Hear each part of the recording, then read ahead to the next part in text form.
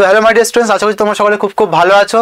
তো দেখো, ইংলিশের যে সেকশনটাকে সাবজেক্ট ভার্ব এগ্রিমেন্ট, এটা কিন্তু গ্রামার সেকশন, যেখান থেকে পরীক্ষায় প্রশ্ন আসবেই আসবে। পরীক্ষা না আসলে কিন্তু পরীক্ষাটাই হবে না। তো সেই জায়গা থেকে কিন্তু আমরা একটা আজকে এরও দেখবো কোশ্চেনের মাধ্যমে, যেখান থেকে কেমন ধরনের প্রশ্ন আসে, কিভাবে সলিউশন করতে হয়।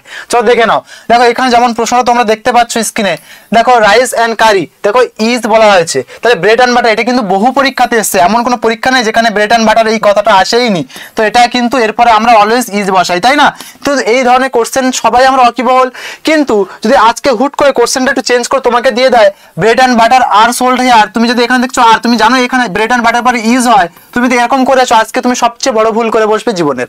কেন স্যার? কারণ এখানে bread and butter are sold, এখানে বিক্রির কথা বলেছে, অর্থাৎ পার্টিকুলার ভাবে দোকানের জিনিস কিন্তু আলাদা আলাদাভাবে বিক্রি হচ্ছে। কিন্তু এইখানে যখন ছিল তখন স্যার কি ছিল, এখানে দুটো অ্যাজ আ পেয়ার ছিল। দেখো সিঙ্গুলার নাউন যখন অ্যাজ আ পেয়ার যখন বোঝায়, তখন তার সিঙ্গুলার সাবজেক্টের সেন্স দেয়, আর সাবজেক্ট সিঙ্গুলার মানে ভার্ব হয় সিঙ্গুলার। দ্যাটস ওয়াই আমাদের কি করতে হবে, এখানে সিঙ্গুলার ভার্ব বসাতে হবে, এবং ওই জন্য আমাদের হয়েছিল অপশন নাম্বার তোমার ইজ আনসার হয়েছিল এখানে। ঠিক আছে, তো এখানে যেহেতু আলাদাভাবে বিক্রি হচ্ছে, তাই জন্য এখানে কিন্তু আর হবে। তাহলে এটার আনসার কি হবে তোমরা অবশ্যই কমেন্ট বক্সে দিতে ভুলবে না। এই টপিক রিলেটেড আরো যদি তোমরা ডিটেলসে ভিডিও জানতে চাও, তাহলে দেখো নিচে যে লিঙ্কটা দেওয়া আছে, ক্লিক করে অবশ্যই ভিডিওটা চেক আউট করতে ভুলো না। ওকে, তো চলো, thank you so much, wish you all the best, thank you.